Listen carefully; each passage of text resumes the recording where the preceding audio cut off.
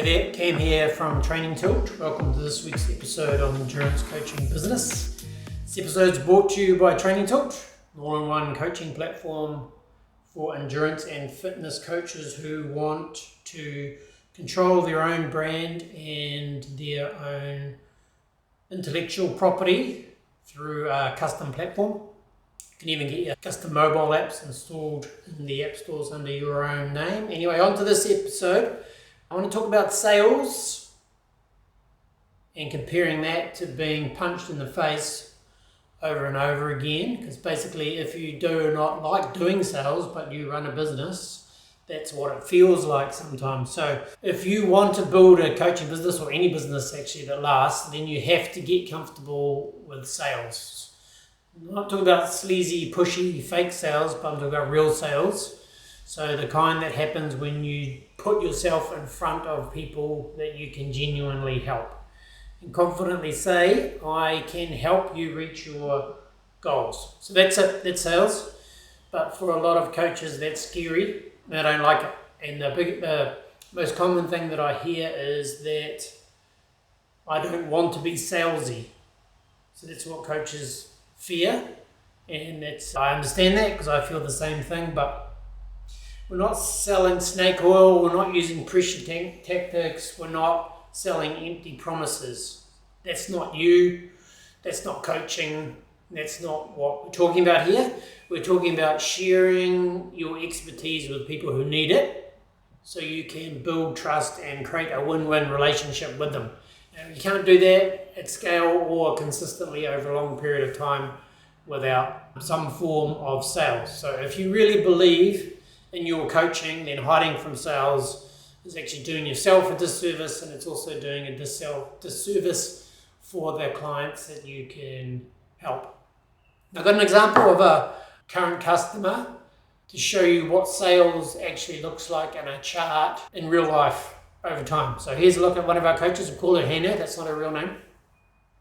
So Hannah's a coach who runs a cohort style program. So every few months, she runs a program 6 weeks or 8 weeks long, and over the last few years she's been steadily building her email list. So she does lots of social, lots of content, but where she sells is through her email list, and she does everything to build that email list through things like free resources, lead magnets like PDFs, etc., live and recorded webinars. She does lots of webinars, and then every few months she ramps up the growth of her list just before launching her program. And that's what you can see in this chart here. So this is growth over, I think, a year or 18 months. And you can see it's up and to the right, but there are a lot of bumps in it where it pops up and then comes down again. So those big upward spikes, that's her big lead generation push before a launch. So attracting new clients into her ecosystem, into her email list. And then the drop-offs are after each of those steep climbs is her selling. So when she starts selling, if you can see in this chart here, this is launch week, you can see that it's all downhill. So she loses subscribers from her email list steeply when she's selling. So every time she sends sales emails, people unsubscribe. And you think, oh, that's terrible. And it hurts. It's rejection. That's part that most coaches can't deal with. They can't stomach it. And they're scared of it. So that while you're in it, that drop is what sales feels like. So you're putting yourself out there, basically taking a lot of punches in the face, People say no, they unsubscribe, they're rejecting you. Sometimes they even reply and complain. But a lot of people also say yes. And that's the important thing. So every sale comes with a lot of punches in the face. So every time you sell, you'll lose some subscribers, some of your audience. You'll get a lot of unsubscribes, a lot of cold shoulders, and maybe even a snarky reply or 2 or 3 or 4 or 5. And that's normal. That's just part of playing the game. You have to be ready to deal with that if you want to be on the field, in the arena. But over time, if you just keep showing up and doing launches like Hannah does, coming back, more content, more marketing, more nurturing, the overall baseline keeps rising, as you can see in this chart here. Ups and downs, but the overall trend is up and to the right. And that's hard to see in real time. Okay, so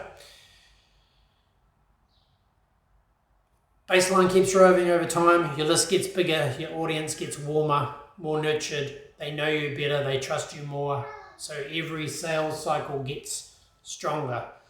And the unsubscribes suck, the rejection sucks, but they're also doing you a sort of favor by cleaning up your email list, filtering out those freebie hunters who are never going to buy anything anyway. But it's also important to have some balance. So you need to nurture and sell. So you don't just sell, and because that's just how you burn your list too fast. You need to nurture between your launches, between your sales cycles as well. So sharing useful insights, all this, sharing useful insights, celebrating client stories, offer tips that help your audience get small wins, etc., all for free. Then when it comes time to sell, you've earned the right to make an offer to those people. So Hannah's prolific at creating content consistently across the whole year, and this is a big part of why this works for her. So what's the real lesson from this situation? It is that growth is never a straight line up and to the right. It always looks like a saw blade, as you can see here, jagged edges as you pop up and come down again. You're up during those build phases, down during your launches, but always trending higher over time. So when you start putting yourself out there, the trick is to expect the hits before they happen. It's inevitable. You're going to face a lot of uncomfortable things once you are selling. So unsubscribes and rejections, people ignoring your emails, moments of self-doubt when you see those numbers drop, people replying to complain that you're selling to them. That's probably the worst one, that hurts the most. It can sting and you can think about it for the whole day or the whole week and it's horrible. But the more it happens, the more you get used to it, the more you can become more immune to it. And even people talking behind your back, or you thinking that people are talking behind your back, criticizing you just because of the fact that you're doing marketing. And sometimes that's just the clients that you're selling to, but often it's also your peers and your competitors. You might have even found yourself criticizing your competitors about being too salesy. And then also the quiet stretches when you wonder if anyone's even listening at the other end to your sales emails. But if you expect these things over time, if you expect these things ahead of time, then they're easier to handle over time. So you won't be blindsided and you'll know that they're just part of the process. And instead of taking it personally, you'll just keep going. It's easy to get these unsubscribes, these replies, and they can just stop you in your tracks. But if you expect it, you know they're coming, then it's much easier to keep that momentum going. Keep going, knowing that every coach who's successful has been through this same storm and kept selling anyway. That's the trick. No one's going to get successful without selling. And if you want your coaching business to grow over time, long term, then you've got to be okay with these drops, many tiny little failures, because each one means that you're doing something bold. You're selling.